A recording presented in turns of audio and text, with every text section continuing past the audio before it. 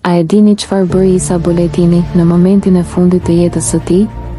Jo, nuk kërkoi mëshirë. Nuk u tërhoq. Ai ndezi një cigare.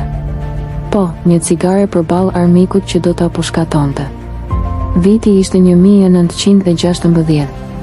Isa Boletini ishte arrestuar në Podgoricë nga forcat malazeze.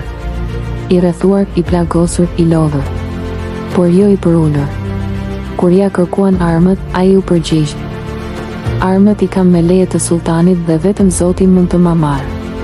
Pak minuta para pushkatimit, Isa ul qetësisht në një gur. E mori një cigare. E ndezi. Dhe me burëri që të ngjeth mishin, i pa në sy ushtarët dhe tha: tash jam gati. Ai nuk vdiq si një i burgosur. Ai nuk vdiq si një viktim. Isa Boletini vdiq si legjend me cigaren në buzë dhe shpirtin shqiptar në zemër. Sot, emri i tij është simbol i krenarisë, guximit dhe nderit shqiptar. Mos e haro këtë emër. Mos haro këtë histori.